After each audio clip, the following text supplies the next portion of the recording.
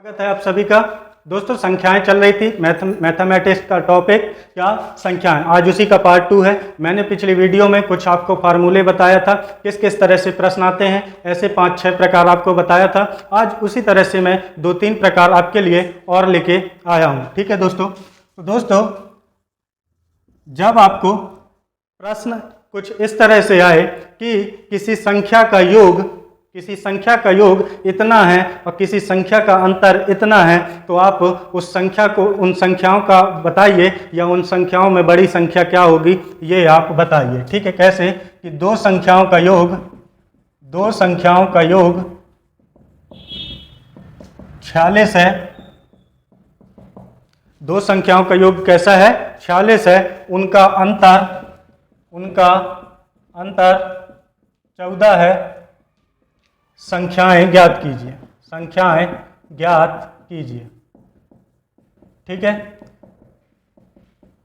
इस तरह से आपको क्वेश्चन आ जाए। तो मैंने आपको पिछली वीडियो में भी कहा था दोस्तों कि आप क्वेश्चन को एक एक लाइन से पढ़ेंगे अगर मैथ के, तो आपको आपके क्वेश्चन का आंसर उसी क्वेश्चन में मिल जाएगा। ठीक है, तो हम देखते हैं एक एक लाइन से कि दो संख्याओं का योग 46 है। यानी हम मान लें कि पहली संख्या, दो संख्याएं हैं तो पहली संख्या x हो गई। कैसी हो गई?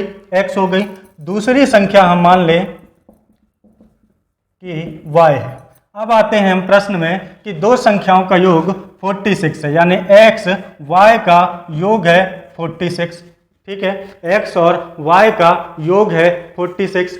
दूसरा दिया है कि उनका अंतर यानी घटाना, ये है 14। क्या है? 14 है।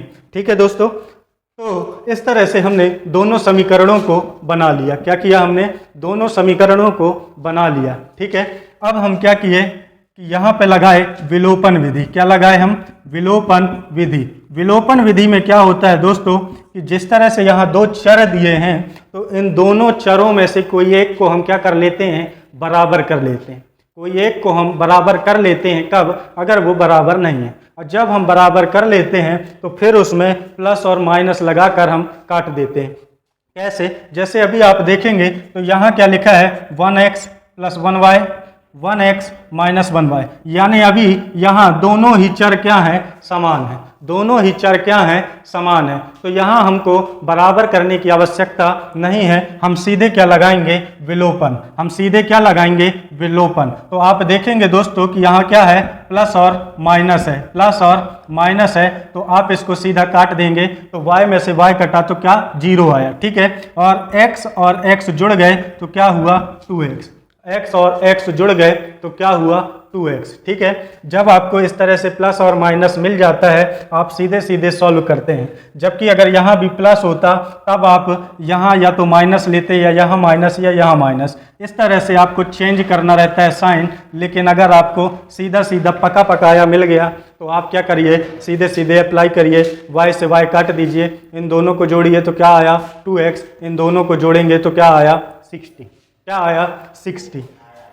अब दोस्तों ये दो यहाँ इनटू में है, तो दो यहाँ कहाँ चला गया? इसके बटे में। कहाँ चला गया? बटे में। अब ये जो ये प्रक्रिया है दोस्तों, तो इसकी मैं अलग से 5 से 7 मिनट की वीडियो बनाकर आपके पास डाल दूंगा कि ये किस तरह से तिर्यक गुणा, क्रॉस मल्टीप्लिकेशन या ट्रांसपोज यानी पक्षांतर होता है। ठीक है, तो अभी हम समझ लेते हैं यहीं, फिर मैं 5-7 मिनट की वीडियो आएगी, आप उसको देख लेना कि ये किस तरह से आता है। ठीक है, ये कटा तो आया 30, यानी x की वैल्यू क्या आ गई? 30। x की वैल्यू क्या आ गई दोस्तों? 30 आ गई। इस x की वैल्यू को या तो आप पहले समीकरण में रख लीजिए या इसी x की वैल्यू को दूसरे समीकरण में रख लीजिए, किसी में भी रख लीजिए। हम पहले में रखते हैं तो पहले में क्या हो जाएगा? 30 + y = 46। 30 + y = 46। अब यहाँ पे हम लगाएंगे दोस्तों पक्षांतर यानी ट्रांसपोज, और ट्रांसपोज में क्या होगा कि 30 उठकर यहाँ आ जाएगा, अब प्लस का क्या हो जाएगा? माइनस। यहाँ अभी 30 के आगे कुछ नहीं, मतलब क्या है? प्लस। और ट्रांसपोज में क्या होता है कि जब प्लस उस साइड जाएगा तो क्या हो जाएगा? माइनस। नंबर कैसा रहेगा? वैसा ही। तो y बराबर क्या आ गया? ये सॉल्व हुआ तो y बराबर आ गया 16। y बराबर क्या आ गया? 16।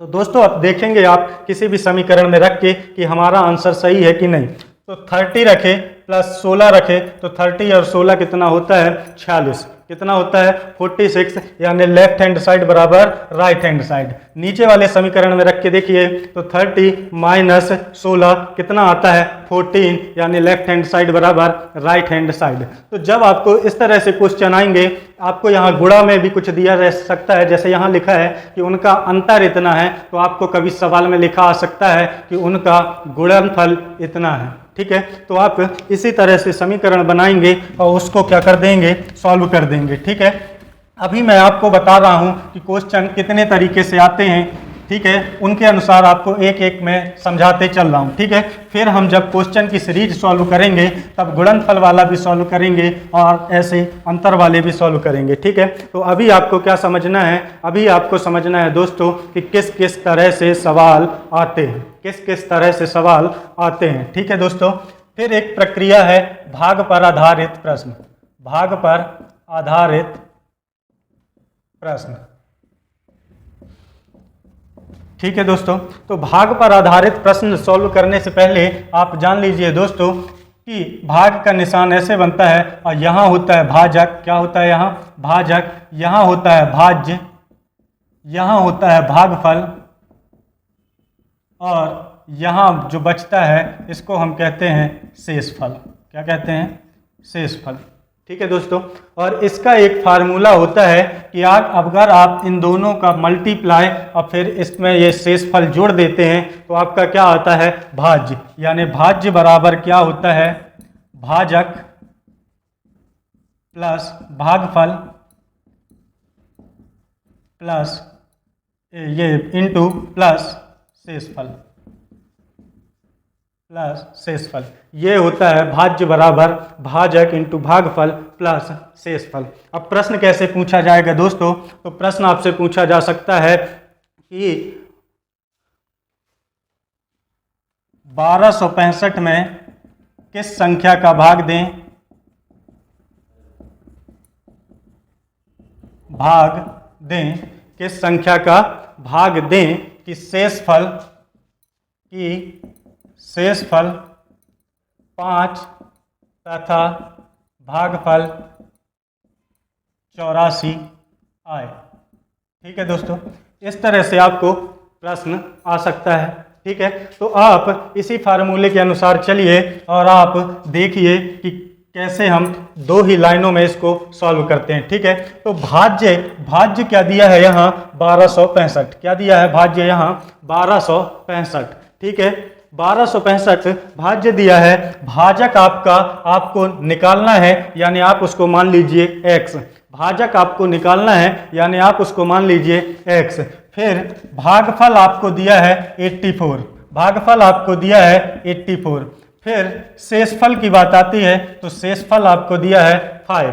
ठीक है, आप इसको सॉल्व करेंगे तो 1265 बराबर 84x प्लस 5। दोस्तों इस 5 का पक्षांतर करिए इस साइड तो 1265 प्लस का हो जाएगा माइनस और 5 ये आ गया 84x। जब आप इसको काटेंगे तो ये आ गया 1260, ये आ गया 84x। अब जैसे कि मैंने पिछले क्वेश्चन में बताया कि यहाँ पे है गुणा तो ये आ जाएगा यहाँ भाग में, तो 1260 बटे 84 ये आपका क्या आ जाएगा अंतिम में। अब आप इसको काट लेंगे जैसे ही, तो इसको काटने के बाद आपको क्या मिल जाएगा x की वैल्यू, और x हमने क्या माना है भाजक। आपको निकालना ही है किस संख्या का भाग दें, यानी भाजक। आपको क्या निकालना है, भाजक निकालना है। ठीक है, तो आप इस फार्मूले पर रख के आप उसकी वैल्यू निकाल सकते हैं 2 से 3 लाइनों में, और आप क्या कर सकते हैं इसका भाग देके उचित आंसर आप निकाल लेंगे। ठीक है,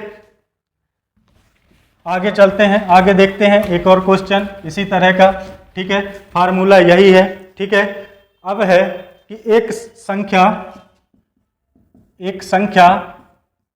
को 69 से भाग देने पर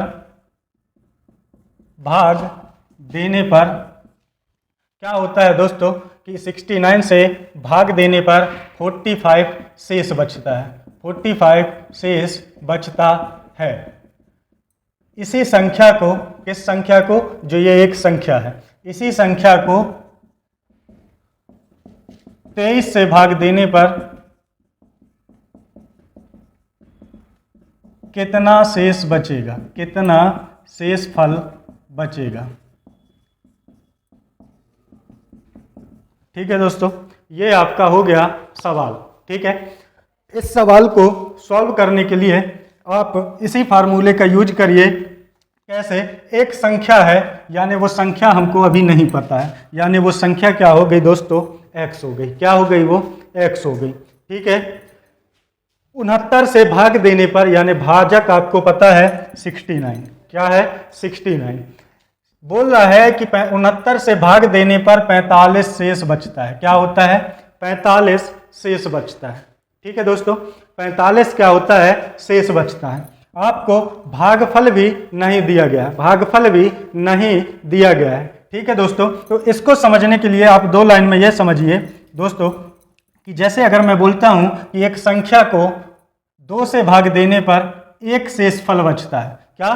एक संख्या को 2 से भाग देने पर एक शेषफल बचता है, तो मैं उसको इसी फॉर्म में लिखता हूं कि 2 से भाग देने पर एक शेषफल बचता है। ठीक है दोस्तों, तो उसको अगर मैं निकालता हूं, मैं भागफल अपने से मान लेता हूं कि क्या है? 1 है। तो 2 एकम 2 धन 1 बराबर आया 3। ठीक है दोस्तों, अब आप करके भी देखेंगे तो 2 एकम 2 बचा कितना? 1, यानी 1 आपको क्या मिल गया? शेषफल। सेम इसी को देखिए दोस्तों कि क्वेश्चन यही है कि एक संख्या को 2 से भाग देने पर एक शेषफल बचता है, लेकिन अब मैं यहाँ वैल्यू लेता हूँ क्या? 2, और यहाँ पे क्या हो जाएगा? 4। 2 दूनी 4 धन 1। अब यहाँ आप भाग दे के देखोगे दोस्तों, अगर 5 तो 2 दूनी 4 और बचा क्या? शेषफल 1। अगर मैं सेम क्वेश्चन लेके चलूं, यहाँ पे वैल्यू अब 3 कर दूं, तो यहाँ 2 तिहाई 6 हो जाएगा, यहाँ पे 2 तिहाई 6 1 7 हो जाएगा, और 7 में से 2 तिहाई 6 करेंगे आप, तो शेषफल क्या आता है? 1। मतलब अगर आप 2 की ही टेबल पर जाते जाते हैं और उसमें 1 जोड़ते हैं 2 की टेबल में, तो कहीं पर भी आप जाइए, आपका शेषफल क्या आएगा? 1। वही मैं आपको क्या समझाना चाह रहा हूँ कि यहाँ पे आप कुछ भी टेबल पे जाइए, 1 2 3 4 5 6, अगर आप उस संख्या को 69 से भाग देंगे तो शेषफल क्या आएगा? 45 ही आएगा। तो अभी मैं मान लेता हूँ कि ये क्या है? 1 है। अभी क्या मैं मान लेता हूँ कि ये क्या है? 1 है। तो 69 एकम 69 प्लस 45, ये आपका आया 9 5 14, हासलाई 1 और 6 4 10 1 11, यानी 114 क्या आ गया है आपका? x। और x क्या है दोस्तों? भाज्य है। x क्या है? भाज्य है, यानी वह संख्या आपके पास आ गई कि वह संख्या क्या है? 114। अब आपसे पूछा है कि इसी संख्या को दोस्तों, इसी संख्या को अगर आप 23 से भाग देंगे तो शेषफल क्या बचेगा? तो आप इस संख्या को यहाँ लिखिए और इसको 23 से भाग दीजिए, जो आपका आंसर आ जाए शेषफल में वही इसका क्या होगा? आंसर होगा। जो भी शेषफल आ जाए वही इस प्रश्न का क्या हो जाएगा? आंसर हो जाएगा। तो आपको इस तरह से क्वेश्चन करने के लिए फार्मूला यही रखना है। आप क्या करेंगे कि भागफल की वैल्यू को 1 क्या कर लेंगे? इमेजिन कर लेंगे। आप 2 भी कर सकते हैं, आप 3 भी कर सकते हैं। आप 69 की टेबल पे कहीं भी जाएंगे तो अगर उसमें 45 जोड़ते हैं तो 69 का भाग देने के बाद आपको 45 ही बचेगा। आप उसकी टेबल पे कहीं भी जाइए। सरल करने के लिए मैं क्या बोल रहा हूँ कि आप क्या मान लीजिए कि वो क्या है? 1 है। वो क्या है? 1 है। 69 एकम 69। अब 69 दूनी आप करना चाहते हो, 69 तिया करना चाहते हो, 69 चौको करना चाहते हो, ये आपके ऊपर डिपेंड है। उसका आंसर यही आएगा, चाहे आप कुछ भी करिए। ठीक है, आपको 2 का उदाहरण लेके मैंने बता दिया। ठीक है, तो इस तरह से आपको कैसे क्वेश्चन करने हैं? जो क्वेश्चन आएंगे भाग पर आधारित। ठीक है, भाग पर आधारित प्रश्न। ठीक है दोस्तों, अब कई बार कुछ ऐसे क्वेश्चन आ जाते हैं जिनमें एक चीज विलोपित कर दी जाती है। कैसे? देखिए, यहां लिख दिए 3। ठीक है, एक चीज विलोपित करके क्या लगा दिया गया? स्टार, और लिख दिया गया कि 3 से भाज्य हो। 3 से क्या हो? भाज्य हो। 3 से भाज्य हो तो शेष क्या होगा? शेष क्या होगा? शेष नहीं, ये क्या होगा? स्टार क्या होगा? ठीक है, अगर ये संख्या जो है, ये संख्या मतलब इसके स्थान पर 1 2 3 4 5 6 7 8 9 क्या आता है वो हम नहीं जानते। अगर वो पूरी संख्या लिख दी जाए और वो अगर 3 से भाज्य है तो हमको यही बताना है कि उसका मान क्या है। उसका मान क्या है। ठीक है दोस्तों, तो इसके हम पहले एक टेबल लिख लीजिए, आप टेबल देख लीजिए कि अगर आपसे 2 से भाज्य करने के लिए पूछता है या 2 से भाज्य होने वाली संख्या पूछता है तो वो क्या होगी, या तो 2 या तो 4 या तो 6 या 8, अर्थात क्या होगी, कोई ना कोई सम संख्या होगी, कोई ना कोई क्या होगा, सम संख्या होगी। ठीक है, कोई ना कोई क्या होगी, सम संख्या होगी। कहाँ पे, इकाई के स्थान में, इकाई के स्थान में कोई ना कोई क्या होगी, सम संख्या होगी। ठीक है, 3 से अगर भाग देने को पूछता है, 3 से अगर भाग देने पर पूछता है तो इन सभी अंकों का जो योग होगा, इन सभी अंकों का जो योग होगा वो 3 से भाज्य होगा, 3 से भाज्य। ठीक है, 3 से क्या होगा, भाज्य। जैसे अगर मैं ले लूँ यहाँ पे, क्या ले लूँ मैं, 114, क्या ले लूँ मैं, 114। अब देखिए दोस्तों, 1 धन 4, ये आया आपका 6, 6 3 से पूरी तरह विभाजित है, यानी आप बता सकते हैं कि 114 क्या है, 3 से पूरी तरह क्या है, विभाजित है, 3 से क्या है, पूरी तरह विभाजित है। तो अंकों का जो योग हो, क्या, अंकों का योग वो 3 से क्या हो, भाज्य हो, अंकों का जो योग है वो 3 से क्या हो, भाज्य हो। 4 से जो भाग दी जाने वाली संख्याएं होती हैं या जो 4 से विभाजित हो सकती हैं, तो ऐसी संख्याएं जिनका इकाई, दहाई और इकाई का अंक, किसका, दहाई और इकाई का अंक क्या हो दोस्तों, 4 से विभाजित, 4 से विभाजित हो। ठीक है, जैसे हम ले लें 1024, तो ये हुआ इकाई अंक, ये हुआ क्या, दहाई अंक। तो 24 आप ले लीजिए, 24 में 4 का भाग देकर देखिए तो 4 एकम 4, 4 छिंग 24, यानी 6 बार चला गया। तो इकाई और दहाई का जो अंक है वो 4 से क्या हो गया, विभाजित हो गया। यानी आप कह सकते हैं कि ये जो ये संख्या है ये 4 से पूरी तरह से क्या है, विभाजित है, 4 से क्या है, पूरी तरह विभाजित है। ठीक है, 5 से जब कोई संख्या पूछी जाए तो 5 से दोस्तों विभाजित होने वाली जो संख्याएं होती हैं उनका जो इकाई अंक होगा, इकाई अंक वो या तो 0 होगा या तो 5 होगा, या तो 0 होगा या तो 5 होगा। ठीक है, 6 से जो विभाजित होती हैं, 6 से जो विभाजित हो सकती हैं वो ऐसी संख्याएं होंगी जो 2 और 3 से पूर्ण रूप से विभाजित हो जाए, 2 और 3 से क्या हो, विभाजित हो जाए। ठीक है, तो ऐसी संख्याएं दोस्तों 6 से पूरी तरह से क्या हो जाएंगी, विभाजित हो जाएंगी। ठीक है, फिर 7 से विभाजित होने वाली संख्याएं, 7 से विभाजित होने वाली संख्याएं, तो दोस्तों इसमें क्या होता है कि इकाई के अंक का दुगना, इकाई के अंक का दुगना, अभी जो लिख रहा हूं इसको आप देख लो, फिर मैं आपको इसका उदाहरण भी देता हूं। इकाई के अंक का 2 गुना, इकाई के अंक को छोड़ने पर, अंक को छोड़ने पर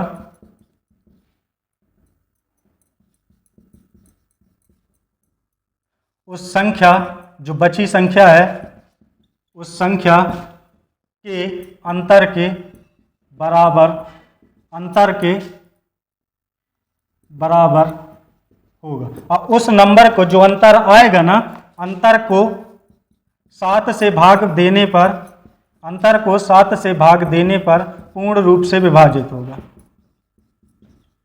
विभाजित होगा। कैसे दोस्तों, एक एग्जाम्पल लेते हैं हम, 343, क्या ले लिए एग्जाम्पल, 343। मैंने क्या बोला कि इकाई के अंक का 2 गुना, इकाई का अंक है ये, यानी 2 गुना हुआ 3 दूनी 6। ठीक है, इकाई का अंक का 2 गुना, इकाई के अंक को छोड़ने पर, इकाई के अंक को आप छोड़ दिए तो संख्या क्या बची, 34, 34 बची। अब इस 34 में से इस 6 को घटा दीजिए तो आया कितना, 28। अब ये जो 28 होगा ये अगर 7 से विभाजित है तो वो संख्या जो आपको दी है 343, ये पूरी तरह से 7 से विभाजित है, अदरवाइज नहीं। जैसे हम देखेंगे तो 7 एकम 7, 7 चौको 28, यानी इसका आंसर 4 बार ये पूरी तरह से भाग चला गया, वो पूरी तरह से 7 से विभाजित हो गई। यानी ये जो ये संख्या है ये 343, ये 7 से क्या है, विभाजित है। 7 से क्या है दोस्तों, ये तो 7 से विभाजित है। ठीक है, अब देखते हैं हम 8 से विभाजित होने वाली संख्याएं, किससे विभाजित होने वाली संख्याएं?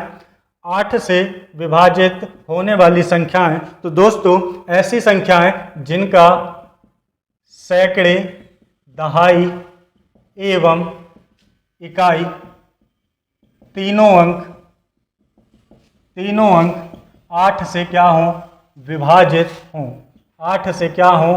विभाजित हों। ठीक है। जैसे अगर हम मान लेते हैं कि 1024, ठीक है, 1024 एक नंबर आ गया आपके पास, आपसे पूछ रहा है कि क्या ये 8 से पूर्ण रूप से विभाजित है। अगर ऐसा क्वेश्चन आता है तो आप उसके 3 अंक लीजिए, 0, 24। सैकड़े का अंक ये हो गया, दहाई का अंक ये हो गया, इकाई का अंक ये, तीनों अंक को ले लिए। अब इसमें 8 भाग देकर देखिए, अगर 8 का भाग पूर्ण रूप से चला जाता है मतलब ये जो नंबर है वो 8 से पूरी तरह विभाजित है। तो 8 एकम 8, 8 तिहाई 24, यानी 3 बार गया। कितने बार गया? 3 बार गया। ठीक है, तो पूरी तरह से चला गया, यानी वो नंबर जो है वो पूरी तरह से क्या है दोस्तों? ये नंबर 8 से विभाजित है। ठीक है, 8 से विभाजित है।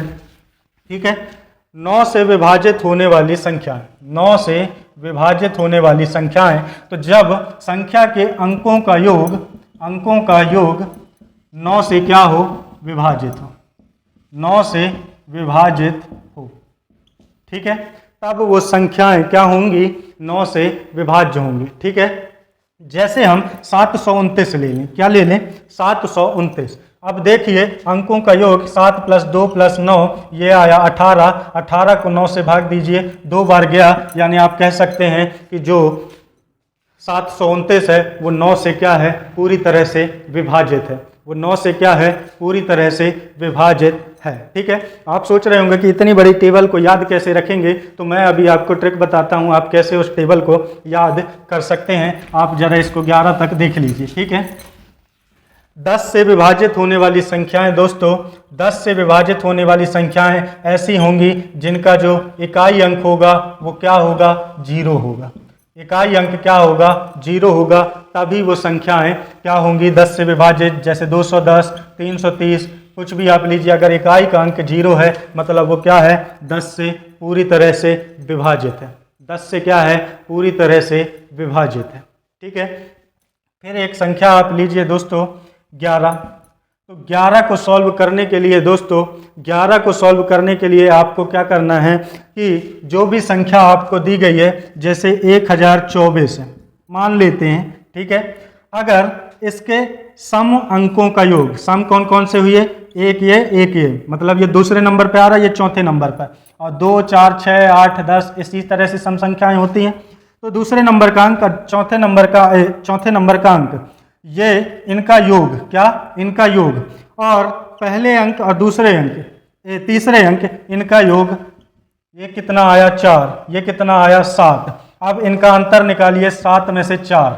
अगर ये 0 आए या 11 आए मतलब वो संख्या 11 से विभाजित है। ये जो आंसर रहा है वो क्या होगा? अगर 0 हो तो 11 से विभाजित है, और 11 हो तो 11 से विभाजित है, अन्यथा वो संख्या 11 से विभाजित नहीं है। कौन कौन से? सम अंकों का योग, सम अंकों का योग तथा विषम स्थानों के अंकों का योग, और उन दोनों के योगों का अंतर, उन दोनों के योगों का अंतर अगर 0 या 11 आता है तो वो संख्या 11 से विभाजित है, अन्यथा नहीं। दोस्तों मुश्किलों को देखकर घबराना नहीं है। अगर आप एक बार हारते हैं तो टूटना नहीं है। बाजीगर हैं हम, बाजीगर में हैं हम, ठान लेना है कि हमको करना यही है। ठीक है, करना यही है। अब आपको याद कैसे रखना है, तो आप टेबल को देखिए। जो टेबल आपने अगर नोट की है तो 2, 4, 8, इसमें इकाई अंक के सम होने की बात थी, इसमें दहाई और इकाई अंक इसकी बात थी, और इसमें सैकड़ा, दहाई और इकाई अंक की बात थी। यानी क्या हो रहा है 2, 4, 8 में कि एक अंक पीछे चलते जा रहे हैं। ठीक है, एक अंक पीछे चलते जा रहे हैं। फिर आप देखेंगे 3 और 9 की, तो 3 और 9 बिल्कुल सेम है। अंकों का योग अगर 3 से जाता है, भाग विभाजित होता है, तो वो 3 से विभाजित है। अंकों का योग अगर 9 से विभाजित है तो वो 9 से क्या है, विभाजित है। ठीक है, 5 और 10 आपको याद करने की जरूरत नहीं, इतना तो आपको पता होगा कि 0 और 5 लास्ट में है तो वो 5 से विभाजित होगा। और 10 की अगर बात हो तो जब लास्ट में 0 होगा तभी वो 10 से विभाजित होगा। तो आपके पास बचता क्या है, 6 और 7। 6 क्या है, 2 गुणित 3 6, यानी अगर 2 से विभाजित है, 3 से विभाजित है, मतलब वो 6 से भी विभाजित है। आपको क्या याद रखना है, 7 और 11। आपको 2 चीजें बस याद रखना है, 7 और 11। ठीक है, तो आपको मुश्किलों से घबराना नहीं है, थोड़ा सा दिमाग लगाएंगे आपको ये ट्रिक पूरी याद हो जाएगी, ये पूरा आपको याद हो जाएगा। ठीक है ना, तो घबराना नहीं है। एक प्रकार और हम देख लेते हैं, इसके बाद अगली वीडियो में अब हम सिर्फ सवालों को लेकर आएंगे। सारी ट्रिकें आपको बता दी गई हैं, सारे फार्मूले आपको बता दिए गए हैं। एक और प्रकार बस देख लीजिए और इसके बाद हम इसको विराम देते हैं और अगली वीडियो में हम क्या करेंगे, सिर्फ सवाल लेकर आएंगे। घातांक से संबंधित, कैसे संबंधित, तो घातांक से संबंधित। ठीक है, कैसे क्वेश्चन, 68 की पावर 88 डिवाइडेड बाय 67, आपसे पूछ ले शेषफल क्या होगा, आपसे पूछ ले शेषफल क्या होगा। 18 की पावर 15 प्लस 4 डिवाइडेड बाय 17, आपसे पूछ ले शेषफल क्या होगा, आपसे पूछ ले शेषफल क्या होगा। ठीक है दोस्तों, आपसे इस तरह के अगर क्वेश्चन आते हैं, ठीक है, एक और टाइप लिख लेते हैं, 43 की पावर 45 भागे प्लस 5 डिवाइडेड बाय 44। इस तरह से आपको सवाल लिखे आए और पूछ ले कि बताइए कि शेषफल क्या होगा। ठीक है दोस्तों, तो आपको घबराना नहीं है, आपको देखना है अंतिम अंक। कौन सा अंक, अंतिम अंक, ये जो जिससे हमको भाग देना।